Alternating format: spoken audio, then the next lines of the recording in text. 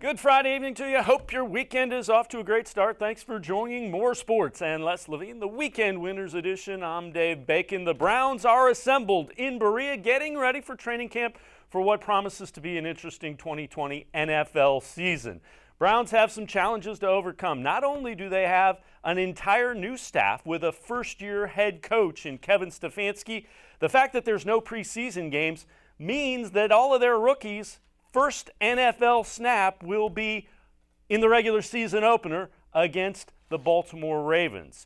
That includes left tackle Jedrick Wills. Browns took him in the first round, 10th overall, and he will be protecting the blind side of quarterback Baker Mayfield, the Browns franchise quarterback, for lack of a better term. Now, Kevin Stefanski, first-year head coach, has a plan for that because the Browns really don't have any other options. I don't know that the plan has changed with him other than you don't get those 4 opportunities to teach and get reps. So, no, the plan hasn't changed. We're keenly aware that we have a young player over there at left tackle, and trust me, his development is something that we'll be very much on top of. And then we just got to work, like I mentioned earlier, we have to make sure every one of these days counts, every one of these periods, every one of these lifting sessions, got to make them all count. Because it is a shorter runway, but it doesn't mean that if we're not about our business, I think we can really get to where we need to get to, just like you would in a normal training camp. Thank you. We'll go to Zach Jackson for our next question. Hi, Coach. Nate mentioned Wills, but the other guys, the late-round picks and drafted rookies, they're working from behind. So do you do anything specifically to try to help them catch up, or is this just the situation and you have to see how it goes with those guys? Yeah, I think it's important for us. All those guys are here for a reason. So we want to evaluate them. We want to see them. And there are definitely opportunities for us to be really efficiency is probably the best word. So if it's a 60-minute practice or a 90-minute practice, we got to make sure that we give those guys enough opportunities within the framework of the rules. So maybe at times you may split fields. If you have extra 15 minutes at the end of practice, you may have a period for the young guys to continue to show what they can do. But you're trying to get your starters ready, you're trying to get your backups ready, you're trying to evaluate the young players, and you really have to do all of those at the same time. First-year head coach Kevin Stefanski of the Browns talking about the challenges with the rookies. Keep in mind they're also doing that while installing completely new offensive and defensive systems. Time to welcome in Dan Labbe, Browns beat reporter here on cleveland.com and the Plain Dealer as well. And Dan, what did you make of that? I mean, those are certainly challenges, and Kevin Stefanski isn't taking any way out of it. Those are challenges that the Browns will face. Yeah, that's one thing about Kevin Stefanski. He hasn't been looking to make excuses about anything, but absolutely getting a guy like Jedrick Wills ready without a preseason, without going against, he's going to get to go against maybe Myles Garrett a little bit, but going in a real game, a defender that's really going to want to attack him and make him look foolish if he can because he was a first-round pick, you lose that. And then, yeah, those guys down the bottom of the roster, maybe not a guy like Donovan Peoples-Jones who was a draft pick, but the guys that were undrafted that they really liked, that maybe they gave bigger bonuses to come to Cleveland. Those guys get less of an opportunity now, especially without the preseason games, to get real reps and show what they can do. So Kevin Stefanski has a lot to balance to try and kind of unearth those gems there in those undrafted guys, but also, like he said, he's got to get his guys ready to play football on September 13th. I got the sense in listening to Kevin Stefanski during that Zoom press conference, if you will, he's going to scheme around potential issues with Jedrick Wills. In other words, he's not going to go crazy with asking Wills to do something right away until he's comfortable that he's not putting more on the rookie's plate than he can handle.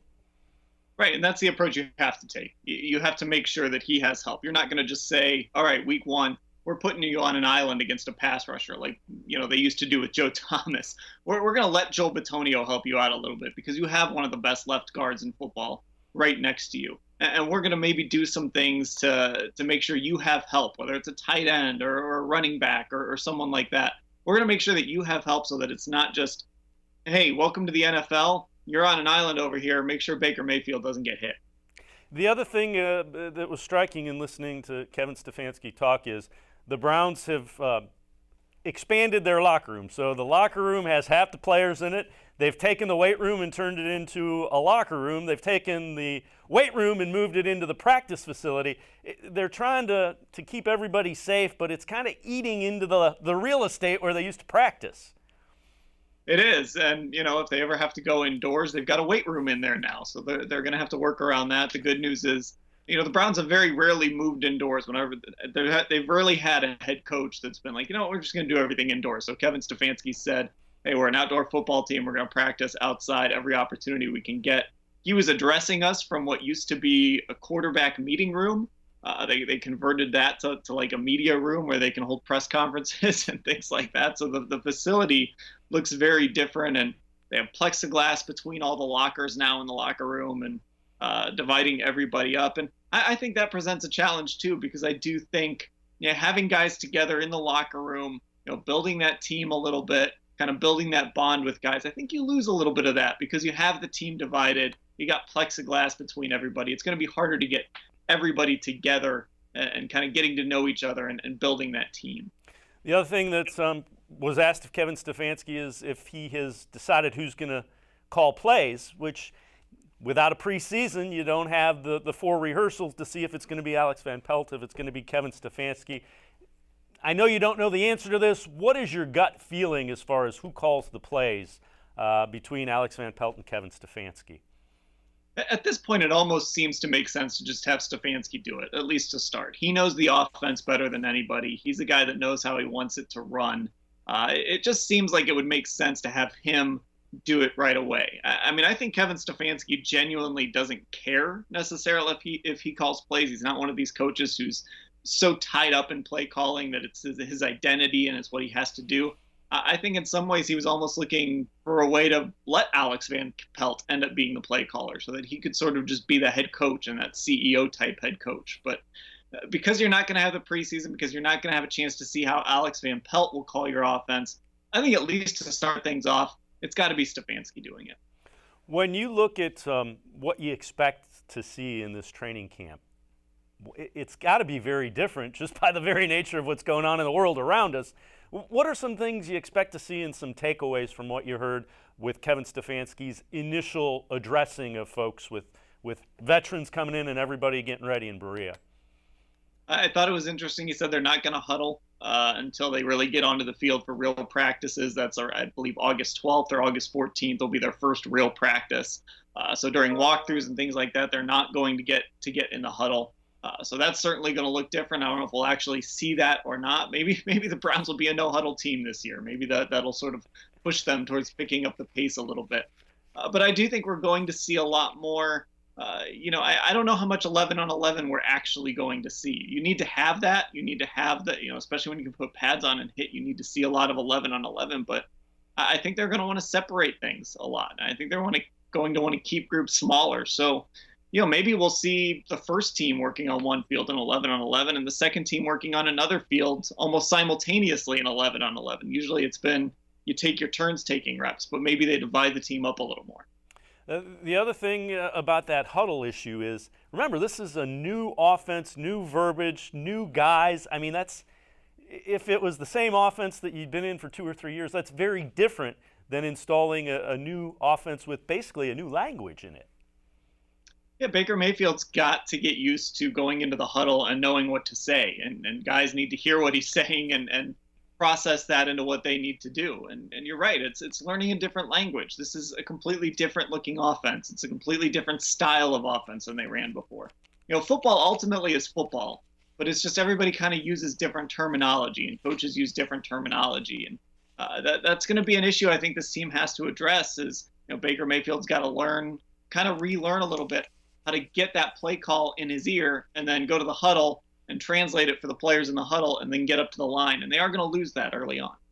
Dan Labbe, beat reporter for cleveland.com as well as the plain dealer for the Cleveland Browns. We're going to step aside, take a quick time out. When we return, Dan will rejoin us and we'll talk about what is expected to be a strength of the Browns league-wide.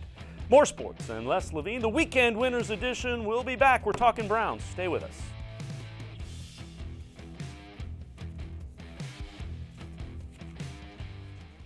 Presque Isle Downs and Casino has sports betting. Use one of our 50 state-of-the-art BetAmerica kiosks to place your bet and watch your favorite games on one of our many HD televisions or visit our sportsbook area. Only at Presque Isle Downs and Casino.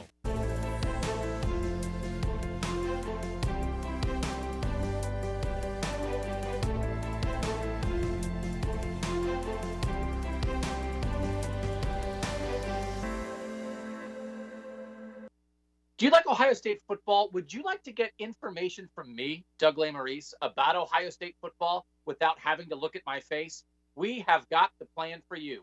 Become an Ohio State text subscriber through cleveland.com. You send a text, 614-350-3315. What do you get? 2, 3, 4 texts right in your phone every day about Ohio State football. Inside information, polls, voting, all kinds of things. You can be on our podcast. We take text subscriber questions on our Buckeye Talk podcast every week.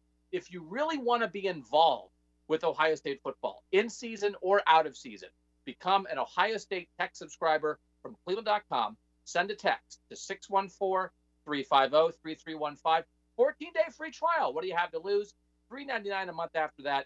614-350-3315. I'll see you in your phone. As a kid growing up, my dream was to go to college, play baseball, and get a degree. Coming out of high school, I had 2 choices. I was accepted into a 4-year university, but I decided to come to Tri-C after receiving a scholarship. I got my associate's degree at Tri-C. They transferred all my credits straight into Baldwin-Wallace, so I started at Baldwin-Wallace University as a junior. My name is Tyler Leonard, and I earned my first degree at Tri-C. The Ohio Lottery Partners in Education program recognizes role model students and teachers from across Ohio. Nominations can now be done completely online. To nominate a deserving teacher or student, go to ohiolottery.com. In the About section, find Partners in Education. There you will find links to the nomination forms. Students kindergarten through 12th grade can be academic all-stars. Teachers can be honored as a Teacher of the Month. The Ohio Lottery Partners in Education, where stars shine.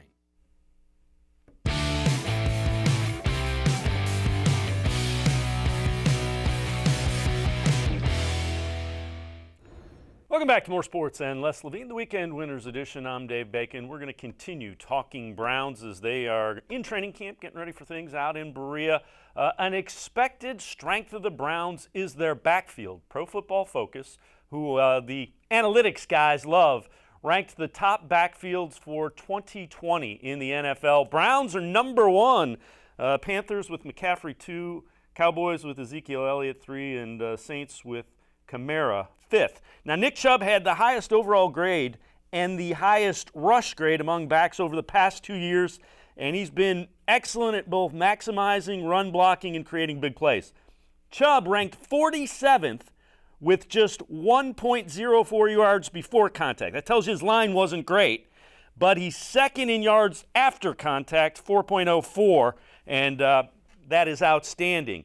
Now, Kareem Hunt was also effective, forcing 41 missed tackles a season ago, 61 in 2017. It's an outstanding 1-2 punch for the Browns as far as guys that are tough to tackle. Fits right into the system that Kevin Stefanski, Browns' new head coach, wants to run. Let's welcome back in Dan Labbe, Browns beat reporter from cleveland.com. Dan, you and I have talked about this a couple of times. It seems like the stats geeks agree with us. Browns, if you're getting ready to play the Browns, pack a lunch with their run game.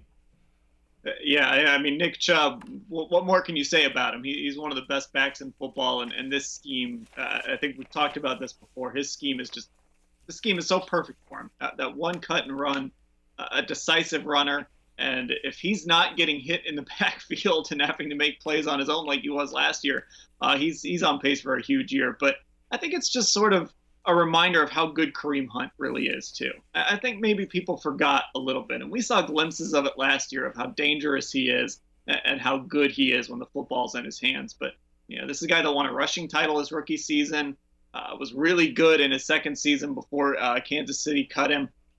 he really is one of the best running backs in football when he's right and when he's getting touches. So the Browns have, I mean, that's really why the Browns are on the top of this ranking, not just because of Chubb, but also because they have Hunt. And, we touched on that stat with how tough it was for Hunt to get some open space. With an upgraded offensive line, we talked about Conklin and Wills and how it's going to help Baker Mayfield and give him the ability. What it's really going to do is Nick Chubb's got to be, 1A as far as happy guys, because he's going to get a couple of yards before he has to actually make someone miss finally. And you just look at what this scheme did, back in 2014, for example, with Isaiah Crowell and Terrence West, and what it did for Raheem Mostert last year in San Francisco. And, Nick Chubb is a better back than all of those guys. Kareem Hunt is a better back than all of those guys. They've really got an offensive line that fits into this scheme really well, with Tretter, who can move at center, Bitonio, who can move at guard. We don't know who the right guard's going to be, but then you got Conklin, who really fits well into this scheme as well, and you hope Jedrick Wills will too. Everything kind of fits. Alignment has been the word of the offseason, and everything kind of aligns here with this scheme, this line, and this back. Now, we've talked a little bit about Kevin Stefanski's system. Last year, let's be honest, Browns' red zone was a disaster. They didn't have a plan. There were multiple times where they had 4 and 5 cracks from 2-3 yards out, couldn't get in. I got to believe that will be a focus, and that will be something Kevin Stefanski puts a very large emphasis on. And with the emphasis on play action, too, I think that'll help a lot in the red zone. But one of the things that really stood out to me last year just watching was they'd get into the red zone and they'd call plays for Nick Chubb that just didn't fit Nick Chubb. He really is a one-cut go runner. He makes his decision and he goes. And when they got into the red zone, especially inside the 5-yard line, they'd call these little, cutback plays, things that were sending him, one direction and the other, counter plays, things like that. They just never let him be that decisive runner in the red zone. And I think that's partially the way when Kareem Hunt came back, he was a little more effective running in the red zone because he's a little different of a back than Hunt. His style's a little different. Than Chubb. I think the Browns will emphasize what Chubb does well in the red zone. And when they give him the football in this scheme, it's going to be find your hole and get in the end zone. And I think he's going to be better in the red zone. This offense, it has to be better in the red zone. It was abysmal last year. Well, the other thing is a lot of times in this system, the run and the pass look very similar up front. You couldn't say that a year ago. I mean, it was almost like the guy on the line was saying, okay, we're running this time. Hey, we're passing this time. It's going to be different in terms of what the look is. And you can do so many different things. This team will have the ability to spread it out if they want to get really creative in the red zone, but they can also bring in, they could run 3 tight ends. They could even put a 4th tight end out there if they wanted to, and that's going to cause problems. They have a real fullback on the roster this year, which is going to help them in the red zone. The personnel really fits for them to be more effective and more creative in the red zone. Like you said, the runs are supposed to look like passes. The passes are supposed to look like runs. So then you mix in really effective play action. We know Baker Mayfield is better throwing out play action. Just everything is pointing towards this team, not just being better offensively, but being more efficient and being more effective in those moments when they need to. The other thing we saw last year from Kareem Hunt, they used him at fullback, and he was impressive. I wouldn't be surprised to see him, because as a fullback, there are so many things you can do with him as far as in the passing game, chipping, those kind of things, where he becomes a really important check down or threat in the passing game.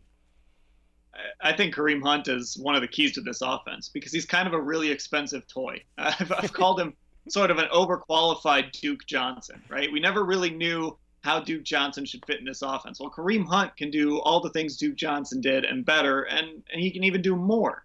And the Browns don't, really look in the long run, they probably don't have room for both of these backs, right? But this year, they've got them both because of circumstances. And Kareem Hunt is just sort of this sports car that can get out on Sundays when they go to church or whatever, and they can do whatever they want with him. He's just sort of the key to this offense.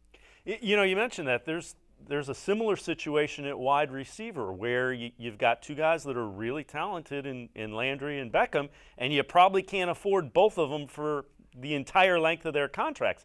Does that kind of put in the back of Kevin Stefanski and Andrew Berry's mind, they got to look at this and go, man, we're set up to be pretty good right now because of what we have talent-wise, skill position-wise. You have to look at it like that. I mean, there's a reason that going into last season, people were so high on this team, and it's because there's real talent there. There are real playmakers. Even on the defensive side of the ball, there are real playmakers there. But offensively, that's really where you have your strengths. That's really where you kind of don't find a lot of holes. You don't find a lot of areas where you need to be better. And like you said, this roster is going to get expensive, and eventually, you really can't have Kareem Hunt and Nick Chubb and Jarvis Landry and Odell Beckham, and you do have to make decisions, and you've got to build up that roster behind them a little bit so that you can have guys step in and take over in some of those roles. But yeah, right now this offense should be good right away because you have the weapons to do it. When's the last time the Browns had problems like that? There's too much talent that you can't afford it. You haven't had it since they've been back, since '99. And it can be a good and bad thing. Eventually, somebody gets mad that they don't get enough touches or something like that. But again, even in this case, that's unique. So a guy like Kareem Hunt, I just don't know that he's going to complain about getting touches because I think he's still just really happy to be able to play football because it's something he almost lost. And so he's just happy to be out there and getting an opportunity. And eventually he'll get his opportunity to be a featured back somewhere again. So you have some unique circumstances like that, too, that are going to allow you to sort of spread the ball around a little bit without much complaining. And if you're able to win, that solves a lot of issues. Here's another thing. Last year when I looked at it, I said, boy, the only thing that can really short-circuit this offense is the offensive line. And it did. What's the area of concern for this offensive group that's so talented and been upgraded on the line? What is an area that you think, boy, this is the thing that could potentially short circuit what could prove to be a really potent offense? I think the easy answer is probably right guard, but I think you can kind of fudge your way through there if you need to, because you have a good right tackle and you have a good center. I think kind of the doomsday scenario with this line is if Jedrick Wills just is not ready. If he goes out there and he's just not ready to be your starting left tackle and he can't handle that position right away, then you've got to get into, okay, do you put Chris Hubbard over there? You move Jack Conklin. You're starting to shift guys around, trying to fix a really big problem that you hoped you had fixed with the number 10 overall pick. I think that's the one thing to keep an eye on. If Wills isn't ready, if it takes him a little while to kind of get going, that's where things can really short circuit. How big of a factor is Bill Callahan in this? This is a guy that, by all accounts, one of the top offensive line coaches in the NFL, and the Browns brought him in as a guy that has head coaching experience. That's got to be a huge get for the Browns. It's enormous. He was one of Kevin Stefanski's best hires, and he's helped guys make that transition to left tackle from different positions. And he's really confident in Jedrick Wills. When we got to hear from him, he wasn't shy at all about saying, yeah, we're going to put Wills at left tackle and we're going to let him develop, even if there's growing pains. We're going to watch him progress from week 1 all the way to week 17 and see him get better. I think Callahan was a big get. And the other thing that I know Kevin Stefanski really likes is he's a guy that's coached before. He's been a head coach. So if Kevin Stefanski has questions, all he's got to do is get up. He's got to put his mask on now, walk out in the hallway, go over to Bill Callahan's office, knock on the door, and ask. Dan Labbe, Browns beat reporter here on cleveland.com, as well as the Plain Dealer. We're going to step aside, take a quick timeout. When we return, Dan and I will talk about who might be the most motivated Brown for 2020. More sports and Les Levine Weekend Winners Edition will be right back. Stay with us.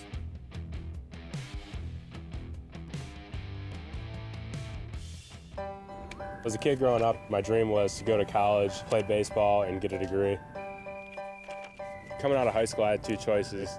I was accepted into a 4-year university, but I decided to come to Tri-C after receiving a scholarship. I got my associate's degree at Tri-C. They transferred all my credits straight into Baldwin-Wallace, so I started at Baldwin-Wallace University as a junior. My name is Tyler Leonard, and I earned my first degree at Tri-C. Well, hello, everyone. Let me tell you a little bit about Browns Football Insider. For only $3.99 a month, you can get text sent right to your phone each day from me, Dan Labbe, Scott Pasco, and Ellis Williams. In addition to that, you'll receive a Football Insider newsletter every day with special things from us, things that you won't see anywhere else on the site. You'll get breaking news, analysis, features, film breakdown, and things like that. Texting us directly gives you a great chance to cut through the clutter of Facebook, Twitter, other social media, and avoid the trolls. Also, it's the only way to get your questions on the Orange and Brown Talk podcast. So why should you sign up? Try a 14-day free trial. You can cancel at any time.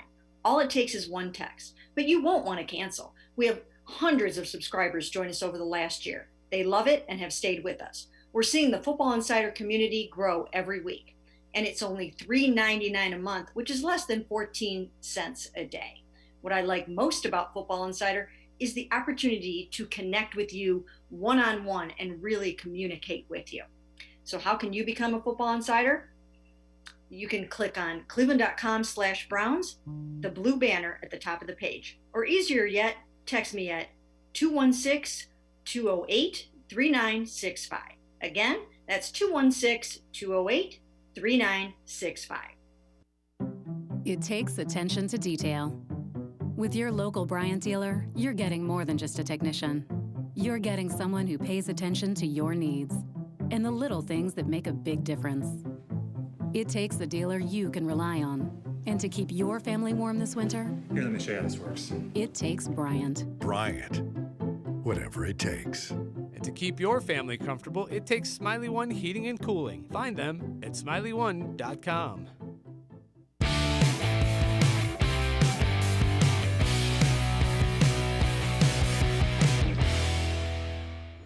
Welcome back to More Sports and Les Levine, the Weekend Winners Edition. I'm Dave Bacon. We continue to talk Cleveland Browns football. They're out in Berea getting ready for training camp, going through testing and the like. NFL players voted on the top 100 players in the league. And the results of that, very interesting. 4 of the Browns hit the top 100. Nick Chubb, 36th, was not in the top 100 a season ago. Odell Beckham Jr., 59th. That's down from 23rd a season ago. Jarvis Landry, 61st, up from 84th. And Myles Garrett, 80th. That's down from 49th a season ago. Interestingly enough, Baker Mayfield, not on this list, was 50th on the list of players, best players in the NFL after his rookie season. Not in the top 100, and for obvious reasons. Mayfield did not have a good second year in the NFL. Let's welcome back Dan Labbe. Dan, we've seen Baker Mayfield. That he seems to be a guy that would thrive on the everybody thinks I'm not any good, me against the world, I'm going to go prove them. Yeah, Baker's a guy that looks for things like that. And on one hand, you think, oh, this is just an NFL, an NFL Network list. It's sort of a thing to talk about during the offseason. But Baker's going to find some things. And when he looks at that list, he's going to see Josh Allen is on the list. Lamar Jackson was number 1 on the list, somehow over Patrick Mahomes, but that's another issue. He's going to see guys from his draft class that were on that list, and he dropped off of it and wasn't even good enough to make it on that list. So I think he's going to want to come in and this time next year make sure that Baker Mayfield is not only on the list, but that he's ahead of some guys that maybe were ahead of him this year. The other thing is this system, and we talked about it a little bit, it's tailored for what he does well. Play action. You have a guy that understands how to maximize quarterbacks in Alex Van Pelt and Kevin Stefanski. That's got to help Baker Mayfield's development. It does. They've really kind of finally built something around him that is made to make him better.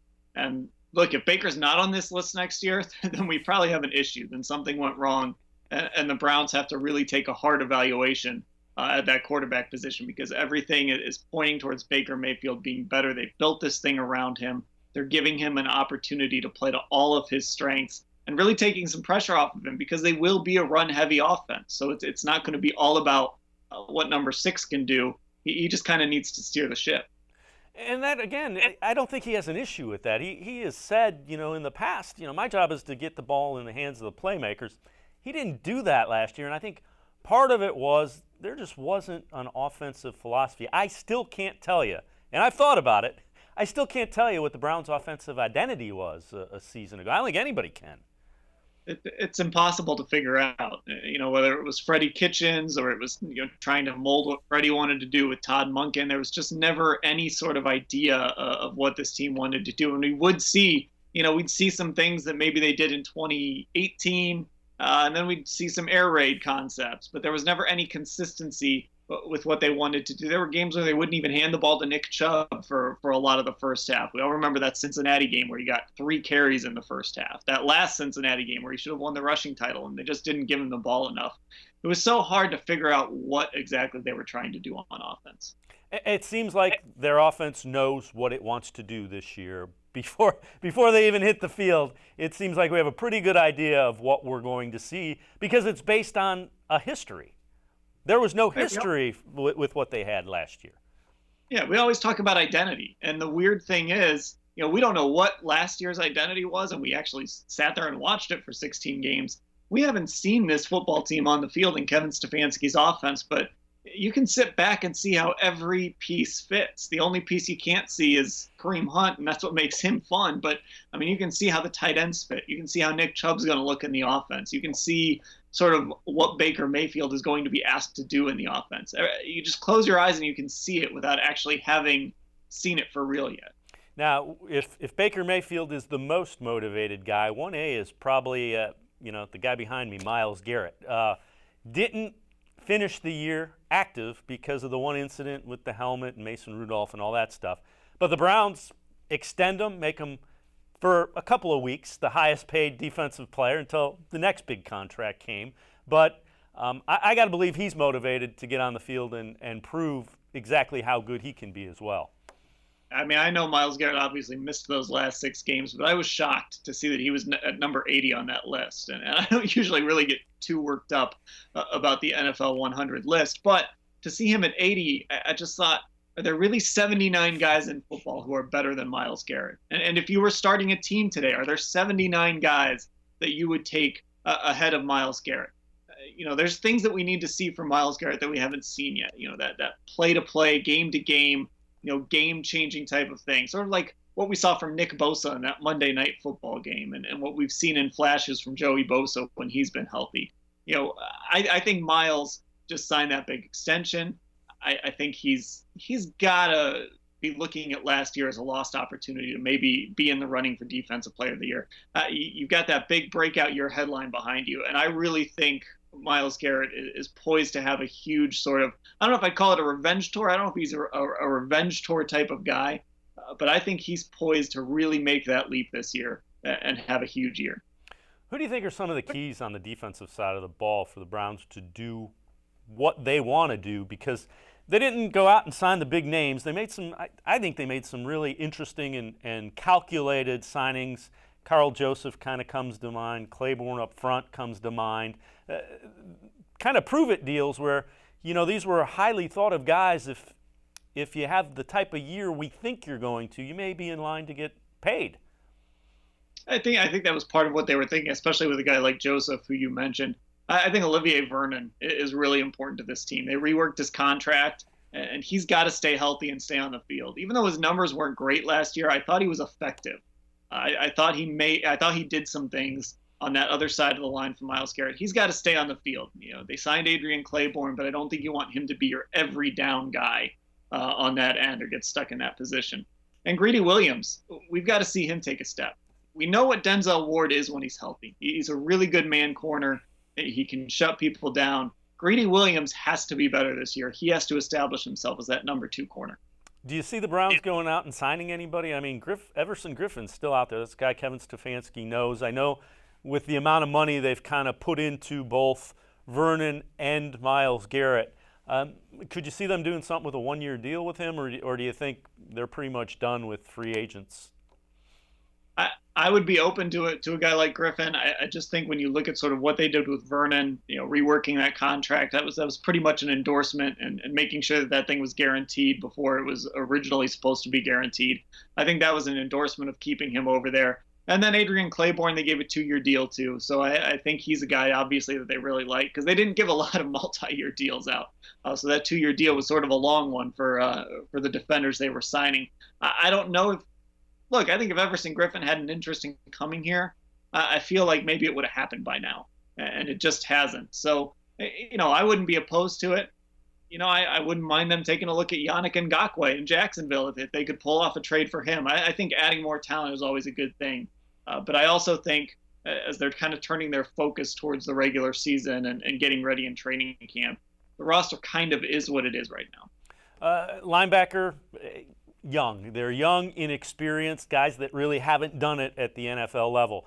Is that a concern, or is that, one weakness that everybody has? The Browns is going to be linebacker, and that's really a position that, if you look at the linebacker rankings from a season ago, the two Super Bowl teams were 10 and 25. It's such a strange position. Some teams really value it. Pittsburgh is a team that always seems to have good linebackers. Baltimore is a team that always seems to have good linebackers. So some of the Browns' divisional opponents really seem to value the linebacker position. The Browns clearly don't. And the guy that I kind of keep coming back to, we talk so much about Mack Wilson and Sione Takitaki, but Jacob Phillips is sort of the forgotten draft pick. They picked him in the 3rd round. He was their last pick on day 2 after they traded down to take Jordan Elliott. Then they picked Jacob Phillips. And I wonder if that was sort of a production pick, a guy who was a leader at LSU, had a bunch of tackles. And I wonder if they really are going to give him a real shot. I feel like if we had a spring program where we could have really seen this team and seen how they were dividing up reps, I feel like we'd be talking about Jacob Phillips a little more.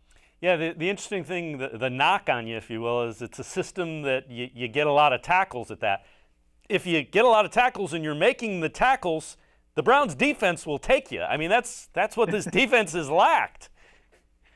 Yeah, I mean, you've got to tackle guys. Ideally, you'd like to tackle guys closer to the line of scrimmage than, 5 or 10 yards down the field. But at some point, you do have to tackle guys. And that was an issue for the Browns, especially at the linebacker position. So if they can just have some guys that can, come up and fill some gaps and make some tackles, they'll take it.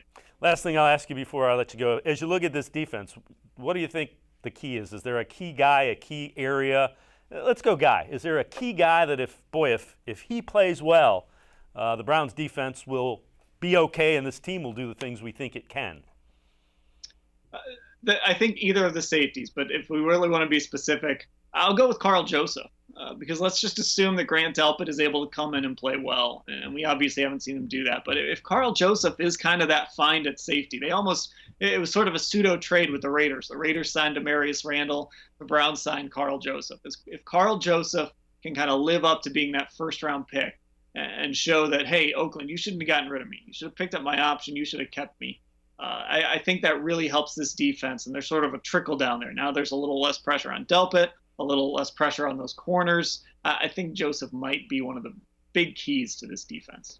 Dan Labbe, as always, appreciate the insight and the time. He is the beat reporter for cleveland.com as well as the Plain Dealer.